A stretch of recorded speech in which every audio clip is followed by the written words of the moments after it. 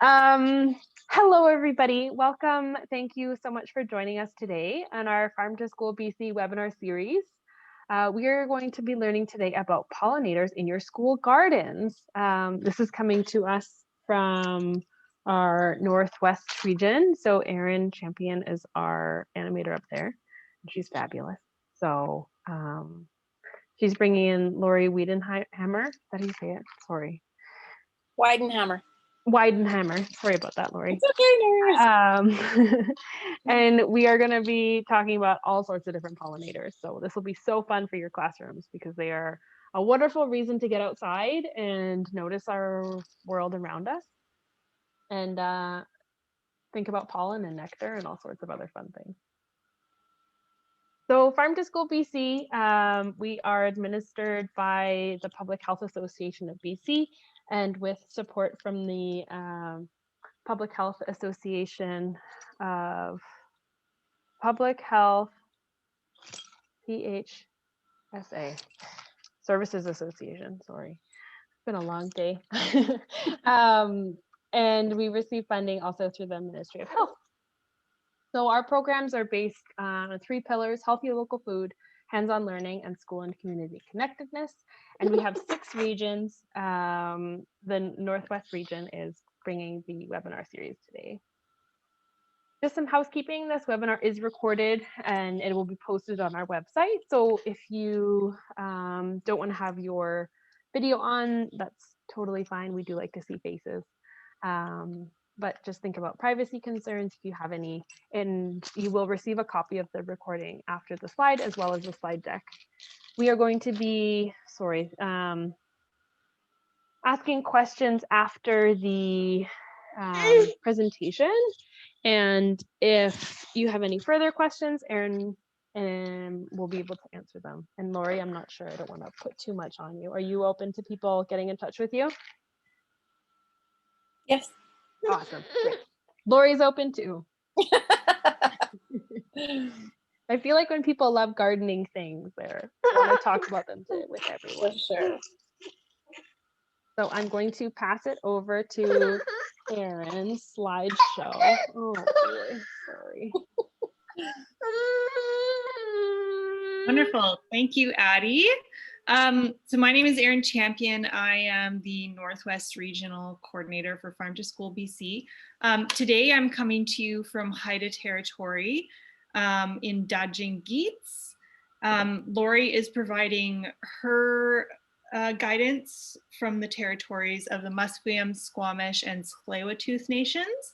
And I want to acknowledge that Farm to School BC is provincial with programming operating across 198 Indigenous nations, each with their own culture, languages, and laws.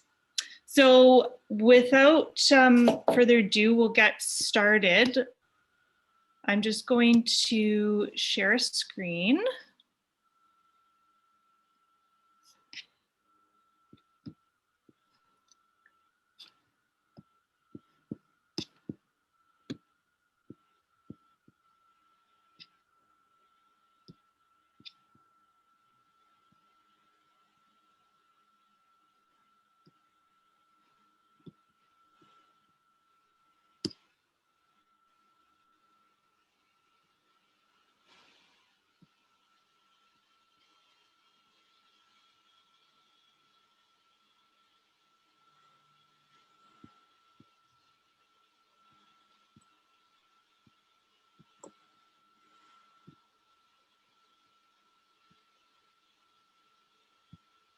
All right, can everybody see the shared screen? Put your thumb up if you've got that in front of you. Great. So we will be going through a slideshow. You might have noticed when we went to a shared screen that you can still see some of the participants in the right-hand corner. If you want to shorten that so you can just see the presenter, you can go up to the top and there's a bar, a box, 2 boxes, and then a square with a bunch of tiny boxes. you can press the one box, and that will allow you to just see who is ever presenting. So if you want to be able to see more of the presentation.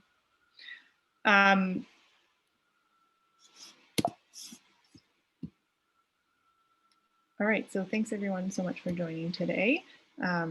Again, it's Erin and Lori doing the presentation today. We are both pollinator experts in our field in British Columbia. I did notice in the chat a couple people mentioning that they are coming to us from totally different areas, one from New Brunswick and then someone else from Florida. So that's really exciting. We are going to be talking about the British Columbia context today.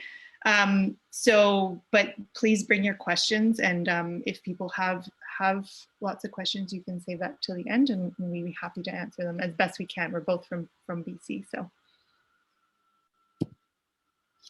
just to start off talking about pollinators. Pollinators are a really cool group of organisms that occupy a unique niche in the environment.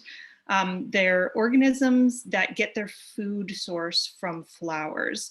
So this is a range of organisms, everything from beetles, bees, butterflies, hummingbirds, a lot of flies, syrphid flies pollinate flowers. So they're in a symbiotic relationship with flowers where they're getting their food source from flowers, which is nectar and pollen. And then at the same time, they are picking up bits of pollen on their bodies, moving it to another flower. And this is how flowers have cross-pollination, because of course, flowers can't move. And so they need to get their genetic material from another flower. And they use bees and other pollinators as vectors to do that. So we're mostly going to be focusing on bees and butterflies in this presentation. In British Columbia, we have about 460 known species of bees. So we're very lucky. We have a really high biodiversity, and they vary greatly in size, in appearance, a lot of different behaviors. And so the more and more you start to learn about bees, the more you realize just how intricate their needs are and how intricate their lives are to be interacting with them in our gardens. So something I want to focus on right away is just talking about the life cycle of pollinators. Most of them are insects, so we're focusing on bees and butterflies, which are insects. And probably most of you know from either teaching in the classroom or just through your own natural interest in nature, that insects have kind of usually a larval stage, and then they develop into adults. So in the butterfly example, they are caterpillars. They usually go into a chrysalis form and then emerge as adult butterflies. But when we're thinking about these organisms, they do have all of their lives existing in the garden. So as gardeners, we often think, oh, of course we need to plant flowers for the adult stage of these organisms, but we often don't consider the other parts of the life cycle of these creatures that is also really, really important to be mindful of in the garden for their survival and for their welcoming them into the space. And the way that we can do that is thinking about building ecological integrity into the spaces that we're interacting with. So gardens are alive all year round, not just when things are in bloom. And at different life cycle stages, the insects' needs are going to be different in the garden. So in the spring, of course, they're interested in the flowers, but in the early summer, this is a bumblebee, for example, they might be using the ground as where their home is. In the fall, having leaf litter to cover that and make sure that they're warm, or not warm, but they're covered for the winter would be important. So it's little things about understanding their life cycle, I think, will be really helpful for this presentation. And I'm going to pass it over to Lori to talk a little bit more about butterflies in classrooms. Thanks, Erin. So you might be familiar with the painted lady butterfly, Vanessa cardui. And I like to focus on the painted lady in my talks because I call it the good news butterfly. And it's one of those pollinators that in recent years has actually showed up in great numbers on radar screens during the migration, because there are so many of them. So there are still lots of this butterfly around in our environment, and it's up to us to plant our gardens to protect them. And what's interesting about this butterfly is that they're a generalist butterfly, and their caterpillars can eat the leaves of many different kinds of plants. You still have to know which plants they are so that you can put them in your garden. But you might be more familiar with the needs of the monarch caterpillar, which of course needs different species of milkweed. And the milkweed that you plant should be native to the place where you're growing it. So the same thing goes for the painted lady butterfly. As they're traveling, they have a bit of mystery within their migration, and it's somewhat unpredictable, which is kind of exciting too. And so in the spring and the summer, they make their way up north, and they lay their eggs when it's warmer up here. But in the fall and the winter, they continue to a breeding cycle, but they breed in the warmer climates. So when they're traveling back and forth from north to south, they need your help. They need school gardens, church gardens, backyard gardens that have the food plants in them. And so one of the things you can do is actually join the David Suzuki Butterfly Rangers, or there might be one in your community that can help you with your garden. And the David Suzuki Butterfly Rangers have their own citizen science projects on iNaturalist in British Columbia. It's called BIMBY, Bees in My Backyard, which you can check out and look at with your students. And there's also a global citizen science project for the painted lady butterfly, so that students could get involved with that as well.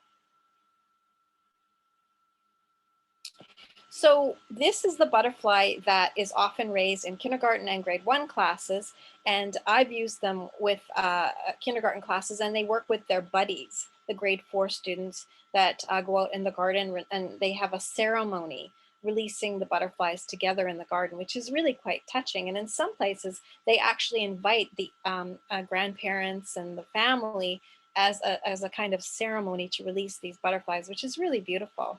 It's a good way to introduce that concept of pollinators stewardship, that we're not just growing them isolated in the classroom, but they're going to go out into the environment. And so we need to give them the food that the adult butterflies need to feed on. And the caterpillars need special leaves. And I was planting borage in my garden because it's a great bee plant, it has lots of nectar. And I have a picture of a painted lady butterfly on the leaves. And I didn't realize it until later that actually that's one of the food plants for the caterpillar. So that butterfly was probably laying eggs on the borage plant. So those are the things you have to really keep an eye on in your garden so that you just don't pick off that leaf with the butterfly egg. So you have to become very observant and teach children to become observant to these life cycles. So with the painted lady butterfly, the eggs are tiny. They're only 1/64 to 1/32 of an inch wide. So it takes a really good observer to be able to find them. And they like flowers in many families, including lupins and the borage family and hollyhocks. So those are some of the things that you can plant in your garden for them. And because painted lady butterflies do have a kind of unpredicted traveling regime, they are evolved to be generalists. So they're not as picky as eaters as the monarch butterflies. So a lot of us know what the adult butterflies look like the monarch and the painted lady, but when it comes to the caterpillars, there's not just one caterpillar, but there's many stages of caterpillars. So it's almost impossible to know which is which. I was taking a picture of a ladybug in the garden the other day, and I just happened to notice that there was a big fat caterpillar next to it. It was so camouflaged on the leaf. So it's really important at all times of the year to be aware that there may be a caterpillar of some stage on the leaves in your garden. And this is the thing where we're trying to really get this message across. So it's important not to be too tidy in your garden, because in the leaf litter and on the bottom of the leaves and in the stems, there's going to be critters in there, and that's actually where they're living. A couple of plants that are common almost all over British Columbia are yarrow and pearly everlasting. And yarrow is one of those great plants that can be naturalized into lawns. And so you can cut it really short and it has a nice ferny, soft quality that's nice, a nice carpet. But the flowers can be left in if there's some areas that you don't mow on the lawn, you work with your groundskeepers and you have no mow zones so that the lawn is higher and it allows the yarrow to bloom. And it will support all kinds of butterflies, the larval stage and the adult stage of the painted lady, and many, many different kinds of bees. And the same goes for pearly everlasting, which is another drought tolerant plant, which is great for your garden.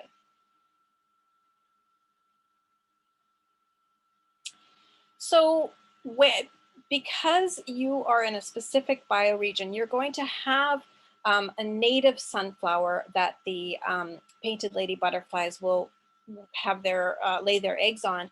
In some cases, it's the woolly sunflower. And in some cases, you'll have a native hollyhock as well, for instance, the Henderson's checker mallow. So in your region, you want to try to find the plants that are native, that are in the genus that the butterflies lay their eggs on. So in some cases, painted ladies, believe it or not, can be, their caterpillars can be a pest on sunflower crops, which is what happens when you have a monoculture field. And so by having many different varieties of food plants in your garden, you're going to be supporting biodiversity. And so the butterflies will have more choices of where they can lay their eggs.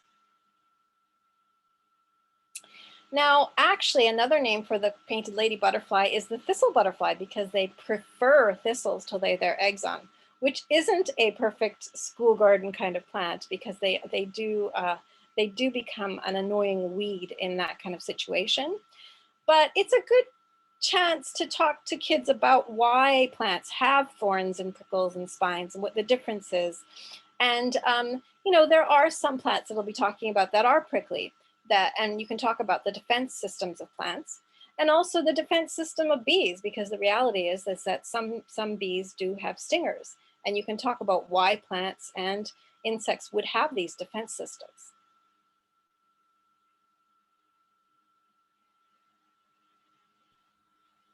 Thanks, Lori. Erin, take it away.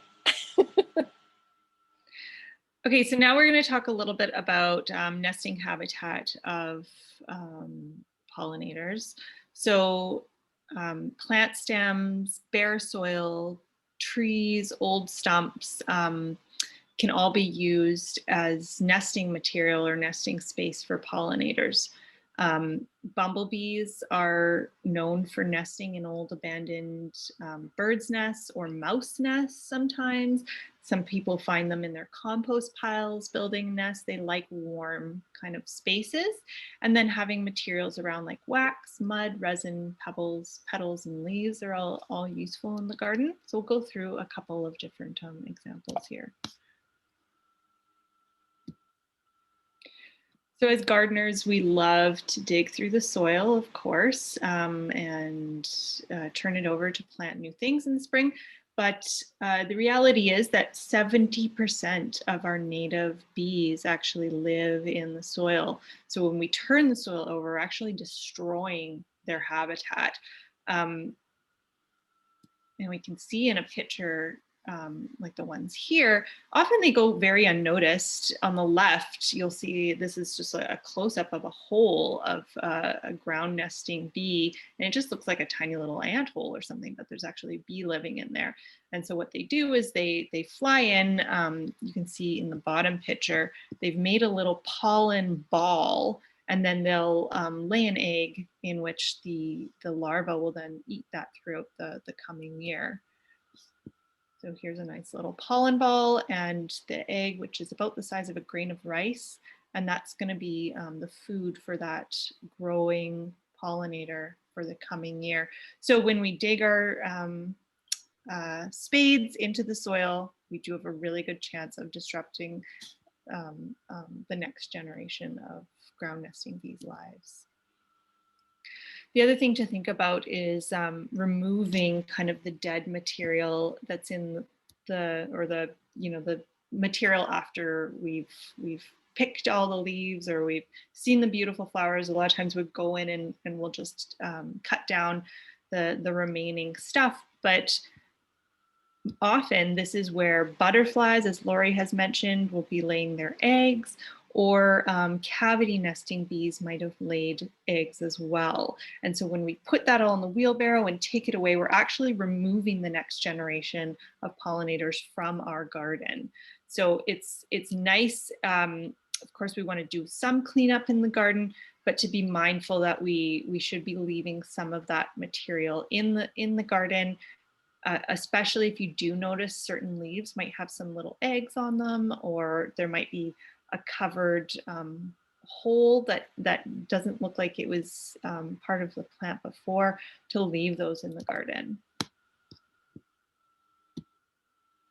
So cavity nesting bees, which in Western Canada, we have famously the alfalfa leafcutter bee, and we have the mason bee. So the leafcutter bee uses leaves to line holes in wood to make its nest, and the mason bee uses kind of the same strategy but uses mud. And so this is an example of the leafcutter bee, and you can see these little cutout pieces of leaves in the bottom right corner, and a pile of pollen and a little developing larva. So those are some examples of ways we can kind of change our behavior in the garden. And I'm going to pass it over to Lori to talk about bioregions. Thank you. So in British Columbia, we have a very biodiverse province. We're really lucky, and that's why we have almost 500 species of bees. It's pretty incredible. And so some examples of bioregions that your school might be in include the Garry Oak Ecosystem, which is in Vancouver Island and the Southern Gulf Islands. Or you might be in the South Okanagan grasslands. Or like I am, we're in the Lower Mainland in an urban altered temperate rainforest near the coast.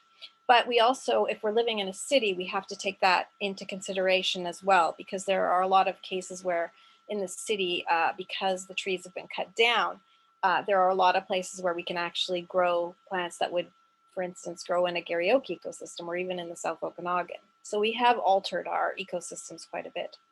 So the Pollinator Partnership has put out a fantastic set of regional guides, and they're actually for all over the United States and Canada. So for our outside visitors, these are really good resources for you to check out, and they will tell you some really good suggestions for specific pollinator plants for your bioregion. And something we're doing with the Native Bee Society in British Columbia is we're doing a bee tracker project on iNaturalist, which I'm really excited about, because every time someone puts a sighting of a bee on, no matter where it is in the province, we get to see it in our list of what's coming in. So we're getting to see bees from all over the province. And right now when the Oregon grape is blooming, we're seeing bees from the island and from the Okanagan and from the Lower Mainland. So it's quite fascinating. So I'm sure you'd love to share that with your students. For instance, in the South Okanagan grasslands, what we're seeing right now are these beautiful wax currants, and there's some bees with really long tongues that like to hover and stick their tongues into those long corolla of those flowers. And that's blooming now. And the arrowleaf balsam root, as we talked about, it looks like a sunflower, a small short sunflower blooming, and the hills just get covered with them, and the bees love them. And rabbit brush is an example of a shrub in the South Okanagan that blooms in the summer, and it really supports those bees that are active during that time. The Garry Oak ecosystem, completely different. Right now, the camas is blooming, and as you can see here is one of those Anthophora digger bees that lives in the ground, and they hover above the flowers and they stick their long tongues into that camas to sip up the nectar, and they have pollen pants on either side, and that's where they collect that beautiful yellow pollen. The red flowering currant is also blooming. It's almost finishing up here. The hummingbirds absolutely love it. And sea blush, which is a tiny yellow, pink flower, and the tiny little andrena bees love going in there, and they just crawl all over the stamens and they collect that beautiful pollen. So when you do have native plants, I really, really emphasize supporting native nurseries. They know their plants, they can help you out. They're often really generous and happy to share their knowledge with you. In some cases, they have very specialized knowledge. And then what I would really encourage is for you to find a knowledge keeper, an Indigenous knowledge keeper from your region that can help you in the classroom and that you can develop a relationship with, because that's the best way that you can learn about the depths of the ethnobotanical uses and the history of the natural history of these plants. Okay, now we're going to get down to it. What do you want to actually put in this garden? Well, trees. Trees are really important. Gardens come and go, but trees are infrastructure. And not only that, but volume. There are literally, they produce so many millions of pounds of pollen and nectar that are really important for all kinds of bees and butterflies. And especially at this time of the year when the mason bees, the bumblebees, Andrena, all these bees are out in early spring and they are building their nests. They need that volume. And so trees are really important for that. And then underneath that, you can layer the shrubs. So the ones that I was talking about, the Oregon grape is another one, and the red flowering currant, the wax currant, those are also going to be covered in bees. And so what happens a lot of times is that the bees actually nest right underneath those trees. And you'll see them even right in the schoolyard where the trees have been, the soil has been really packed down. The bees are going right down underneath the trees and right up into the trees and mating and dating and procreating and eating and feeding. So it just goes right close by. And a lot of butterflies actually rely on trees for larval food as well. And you don't see them because they're up so high. So 5 native trees to consider if you're on the coast, for example, are the vine maple, which is blooming right now. It's a smaller, it's not the giant maple, it's a nice small one that you can put in your schoolyard. The crab apple, which is a native apple, mountain ash, which has berries for the birds, but not for humans. Again, another good teaching lesson that not all fruit is palatable for humans. The pin cherry, which is a native cherry, which has way more flowers than an ornamental cherry or a cultivar. And then ocean spray is a kind of a very tall shrub / tree that blooms later in June. And so the bees during that period also have food. So here's a good example, and right 2 blocks away from me, where my lovely friend has planted, she's underplanted that blooming crabapple tree with red flowering currant and the Oregon grape, which is blooming in the background. And there's also Nootka rose, which is going to be blooming a little in another week or 2. And the Spirea Douglasii, which will bloom even later. So there's this succession of blooms, which is great for bees. So this is that red flowering currant. It's fragrant, it's beautiful. It's just the most lovely thing you could see. I just think we should be planting that all over the place, where it's native. And at this time of the year, when the rufous hummingbird that also migrates and goes down south, it comes back when the red flowering currant is blooming. So that is the phenology of what's happening at that time. So they're back now. This is the Oregon grape that's blooming all over BC right now. And it supports over 30 species of bees, tons of moths and butterflies, over 36 species of birds. So if you plant it with things like osaberry, Nootka rose, and red flowering currant, there's a synergy that happens where the more of the native species that you plant together, the stronger it will be in terms of a healthy biodiversity for your schoolyard. And here is an Andrena mining bee. It collects pollen on its pollen pants. It will just go around and around that flower like it's swimming in the flower. And you can actually eat the petals, you can infuse them and use them in tea. And you can eat the rose hips, they're high in vitamin C. And what happens is that the leaf cutter bees that you saw, they will actually cut little round holes out of the leaves.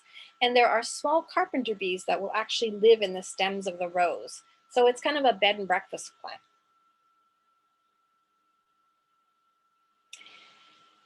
So Erin's going to talk about this. Thanks, Laurie. So designing a pollinator garden, so just to reiterate some of the things that Laurie's already said, choosing plants from your bioregion whenever possible is important. Planting not just the right things, but also putting them in the right places. So if you can, putting your garden somewhere that is a bit of a hot zone is nice and helpful for the bees sometimes, because they're very sensitive to wind. If you can be somewhere that it's not windy and is a warmer spot, they will prefer those zones. And also, if you do put plants in, you want to have about a 1 meter squared impact of floral space. So that can either be spread out throughout the garden, but preferably if everything can be in one spot at once, bees get what's called a search image on. So when they go out and they are looking for their food, they're just looking for one type of flower at a time. And so if it's just a small little patch, it's not very preferable to them. They like something that there's a big patch of, that they can really just get in there and get as much as possible. And then the other thing is bees need to eat, not just in the spring, not just in the summer, they need to eat throughout the entire season. So planning your garden space so that things are coming up continuously, there's bloom throughout the entire season, is really important for pollinators. So if you can have something in bloom from, depending on your region, but from about mid-March all the way till mid-October, it's a good little challenge for sometimes the kids in the classroom, depending on the age, to get out a bloom chart and try to figure out what you could put in the garden that would continue all year. And then hardy, tolerant plants for your climate. Obviously, native plants are going to be great selections for this, because they've evolved in those spaces that they can live in the garden. Right, Laurie, raised garden beds. Awesome. So when I wrote the Victory Gardens for Bees books, I saw a lot of people creating these beautiful raised beds for food beds, and then having a perennial border around the outside, which is a really good model, because we talked about not disturbing the soil. Well, if you have the raised beds, you actually want to have the disturbing part where you're going to be digging in the soil in the raised beds. And that way you can put in really good quality soil that doesn't have the pests, or you can make sure it's organic. It doesn't have any pesticides or anything like that in it. And you can start fresh, which is really important. It's warmer in a raised bed, so plants get a head start. And it's good because you've got this boundary, this really clear boundary, and kids know that that's where they can dig. And it's a really good place where you can put signage like, oh, this is grade 2 garden, or this is our kale garden. You can have themes. And so I really am all about the raised beds.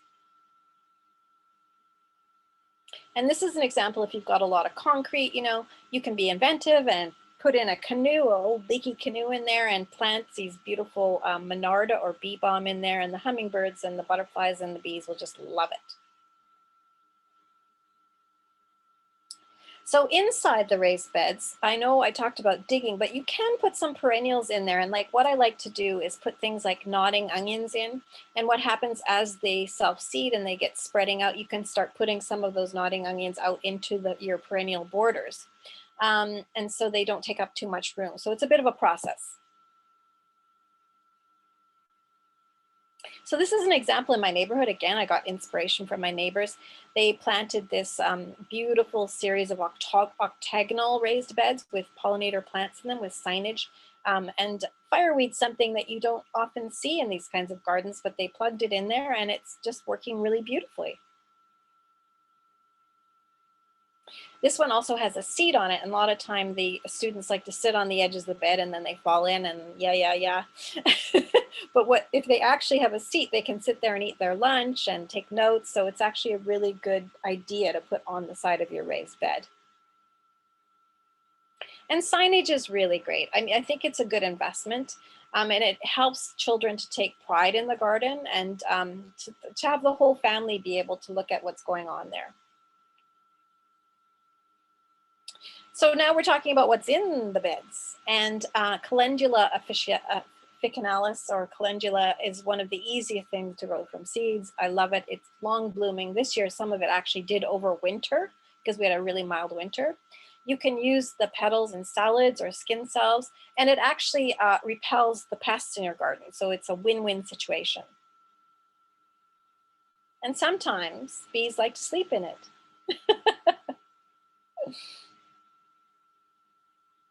So borage, again, I talked about it as being a host plant for the painted lady. It's called bee porridge because it pumps out nectar every 5 minutes. And so bees absolutely love it. And it's really good to plant around your tomatoes and places where you need bumblebees to pollinate. So this is one of the must-have flowers in your garden.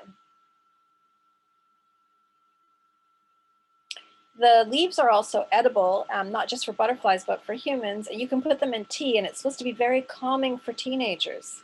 So you can try it out on your class.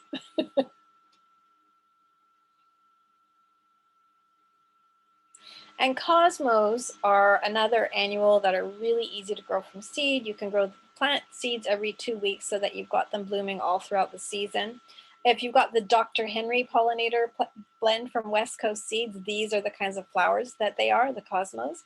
And they're nice and flat so that bees can actually rest in them while they're drinking. Flowers in the aster family are really great for that. And they have very shallow cups so that bees with small tongues can access them. So many different species of bees can get in there. And the thing with cosmos is that they work well with, you can plant them alongside your vegetables, or you can plant them with your perennial border. They're really easy to integrate into your plan.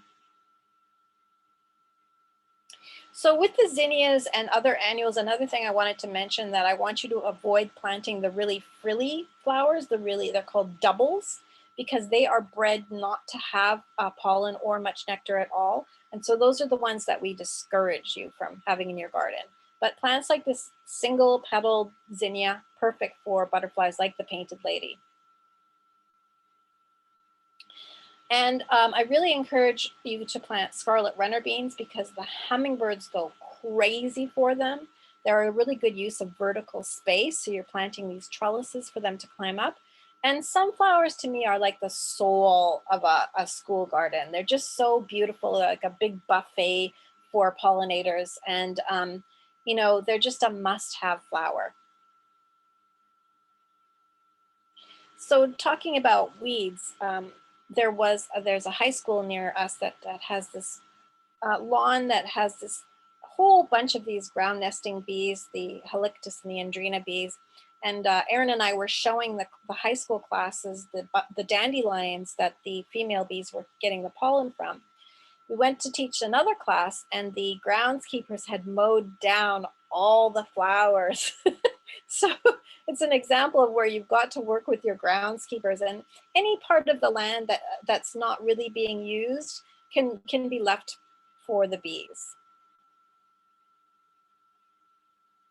So there's lots of different examples of hardy perennials that you can use. Some that might be familiar to you are like the heather, which it's not a native plant, but I'm actually recommending it a lot because it seems to be a really good choice for early spring in a lot of regions. And again, we've altered our ecosystems a lot.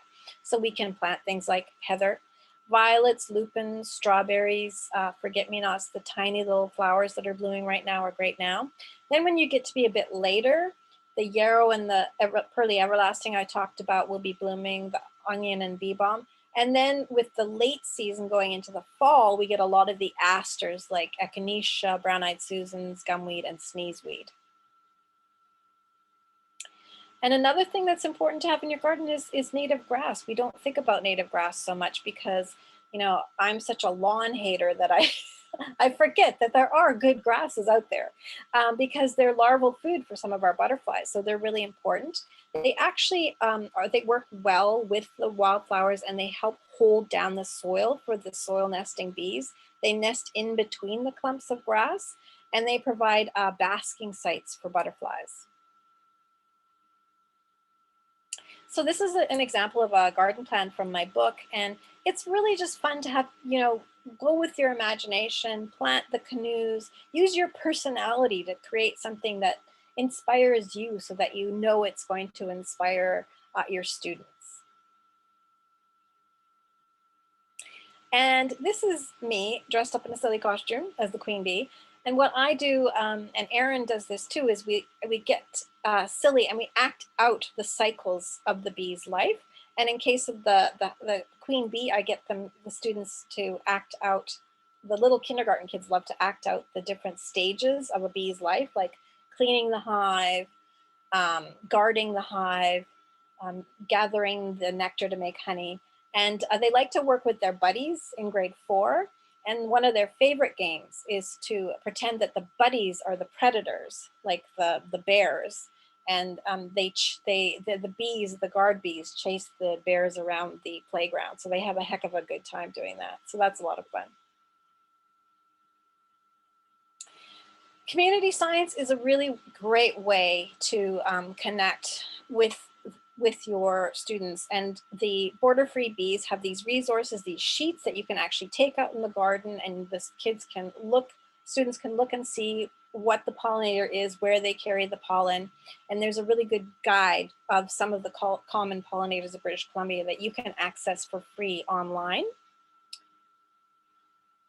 And the pollinator partnership that I mentioned is another really good source of advice for your particular bioregion. So that's another good source to look at.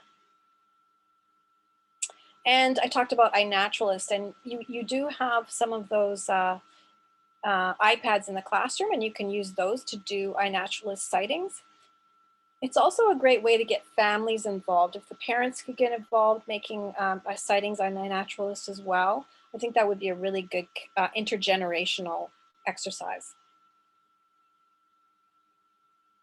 There we go. Awesome. Thanks so much, Laurie. So we want to leave a little bit of time here for questions. So if anybody has a question, they can either raise their hand using the hand raising function on your bar, or you can type something into the chat and we'd be happy to answer.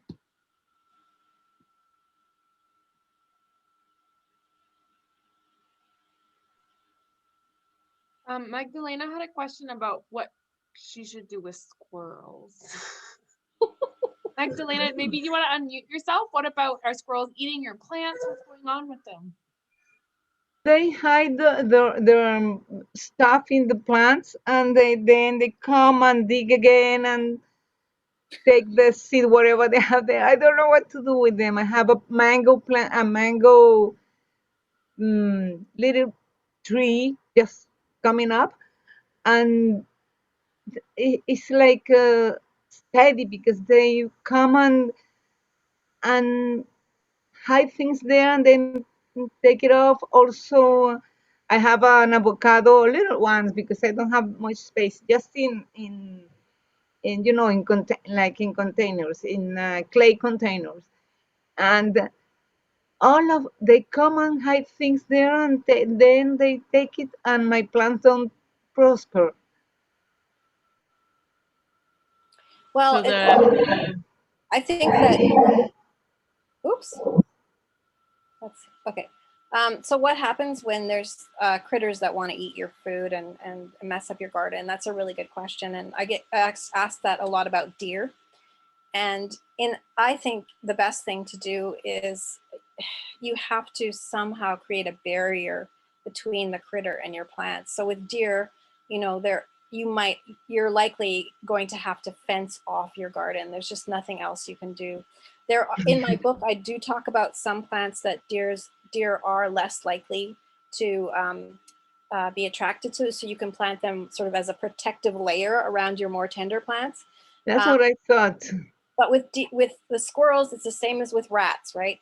You're going to have to actually make a cage. If you've got something that they really want, you are literally going to have to build some kind of a cage around your garden. I was thinking about putting around the pineapple, because I also have little, you know, the pineapples plants. Yep. They're just coming up, and I said, well, probably if I put them, because you know they have this stingy. I mean, they have the protection. They are very spiky. Yeah. No? So I was thinking just this morning if I could use my pineapples, little plants as a barrier. Could be. It's not my area of expertise, but I think that basically, yeah, you're trying to create a protective barrier of some kind. And even with raccoons, they say they don't like to step on raspberry canes, and so sometimes I cut them and I put them down as a kind of a zone. No raccoon zone in my garden, but Okay. Okay, thank you. thank you so much and good luck. I love the like problems of a Florida school, like my mango tree and pineapples. Like that would be so. We have a couple more questions here in the chat. Karen is wondering if you have a favorite lesson or queen bee script to do with elementary school children. Yeah, the one that I talked about is basically one that I created. And so it's this idea, if you just look up the jobs, the different jobs that the bees do in the honeybee hive, and it depends on the age of the worker, so you can go through that. And you know, it's really fun when children take turns being the queen bee and they boss the other bees around to do the different jobs, and you know, they can actually figure it out sometimes. And I remember it's so lovely when we were acting out the life cycle of the mason bee, which is different from the queen bee because mason bees are solitary, they don't have a queen. And so it's nice to actually compare the different life cycles. And we talked about how the male bees don't live very long. They just basically live for 3 weeks and then they die. And in one classroom, the kids were devastated that this would happen, that the bees would die after 2 weeks. And so they did all this artwork that was really sad. And then in the next class we did it and they thought this was hilarious. And they were like making these big gravestones with rest in peace mason bee on them. So it's quite fascinating when you get the kids to act out the life cycles of the different bees. You could do that with butterflies too.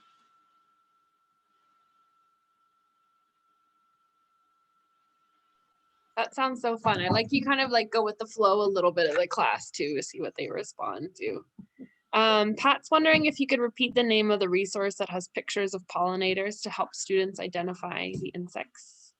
So that group, that was a project developed out of Emily Carr, and it's called Border Free Bees.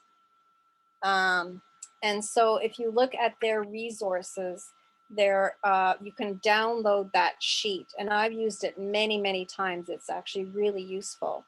And what it is, it's actually made for a citizen science project where you go out for like 15 minutes and you look and you count each bee, each kind of bee.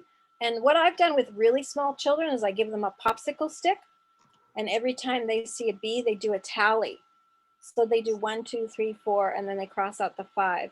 And as they get older, they can tally the different kinds of bees and get more and more, you know, elaborate depending on the age of the student. Great, thank you very much. And Luke is wondering if bee hotels are a good thing to have in your garden. Bee hotels are kind of contentious. And the reason they are contentious is because if they're not maintained to a very high degree of stewardship, they basically become a bee killing hotel because they become infested with parasites and the bees all die. But I think that this is also a really good lesson to learn and to look at, you know, if you look at the Xerces Foundation, it starts with an X, Xerces, Xerces, and you Google mason bee houses. They will tell you how to make them and how you actually have to clean them out so that the bees don't have the parasites and they don't have the diseases, because they can also get chalk brood and things like this. So it's kind of like a very good exercise in stewardship.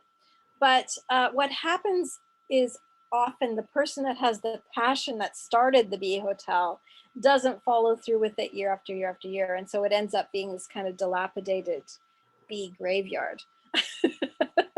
What are you saying, Lori?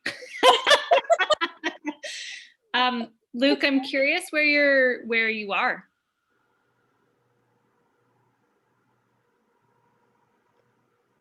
He's here in Kamloops. Aha. Yeah, sorry, I have a cranky baby with me right now. But I'm in Kamloops. Yeah. Cool. There is Elaine Sedgman in Kamloops who does a lot with bee stewardship and conservation. She'd be a great person to talk to in Kamloops. I can if you give me your email, I could hook you guys up. She would be a great person to talk to about a bee hotel in that area. Yes, and Okay. Elaine has also written a book on blue orchard bees. So we should put her in the resources. And she's writing another book on Andrena bees. She's a master gardener, so you can get in touch with her through the Master Gardeners in Kamloops.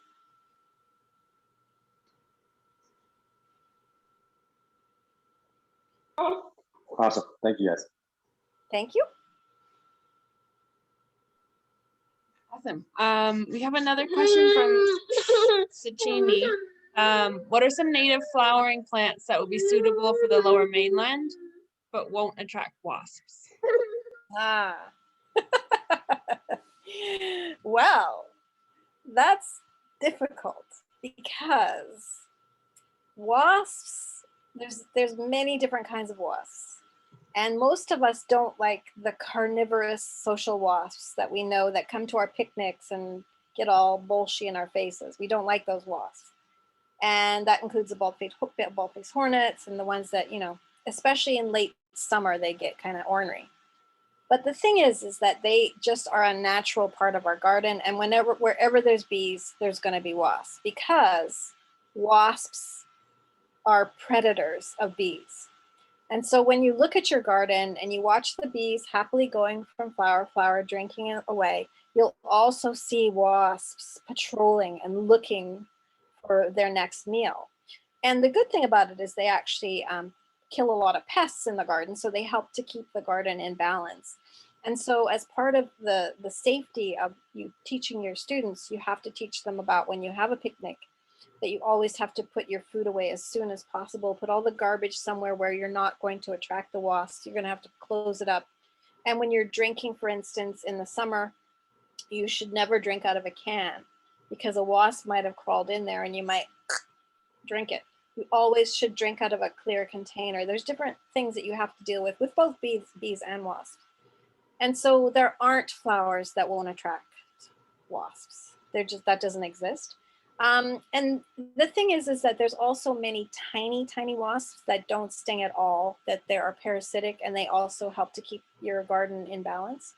The only thing is you don't want a honking big nest right near your schoolyard, obviously, right? So if you see one of those giant big paper wasp nests, and it's close to something like a door where it's going to be vibrated, you're going to have to get that removed. But usually they're really high up in trees and you can't access them, and so that's just not an option. So you just have to deal with the wasps, I'm afraid. All part of the ecosystem, isn't it? Yeah. Pat says that there's a great poetry book for children. It's called A Poem for Two Voices. Has a poem about a queen bee and the worker bee. Oh, that sounds awesome. Yeah. Yeah. All right. Well, that's all the questions we have in the chat box. Was there anything else that you wanted to share, Erin or Lori?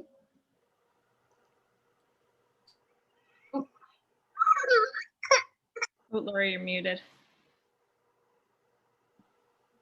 Just that it's really important to have fun yourself, and I think it's important to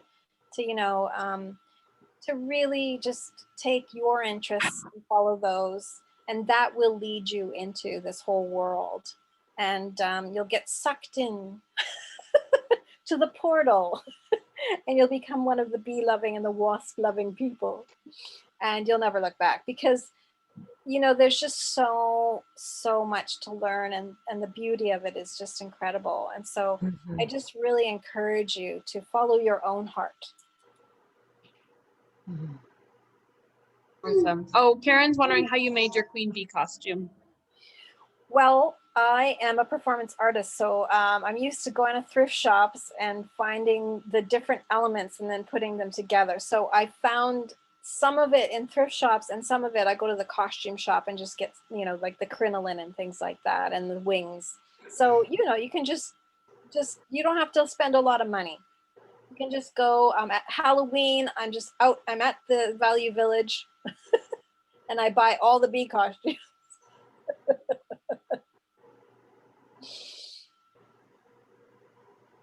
That's wonderful. Well, thank you both so much for this. I'm feeling very inspired to write a lesson plan for Farm to School website now. Thank you. Thank you. And this feels like such a lovely thing any time of year to just go outside and look and notice. It doesn't have to be specifically in the spring. Yeah, and you know thank what? you so I also, like, you can get those little nets. And one thing I've been doing with kids as young as 3 years old is catching insects in nets and putting them in a jar to look at that. And that's a really nice also thing to do as well. Wonderful. Well, thank you so much. All the participants will receive they'll also be on our website for everyone to access the slides and the recording of this webinar. And you can check out our website for any upcoming webinars. We have another one in a couple of weeks from an eco club in Nanaimo. So that'll be nice. Yeah. Thank you everyone so much, and hopefully see you again later. Did you want to add anything else, Erin? No, thanks so much for everyone for participating and watching. It's great to see so many people interested in pollinators. Yeah. Have a lovely evening. Thank you. You too. Good night.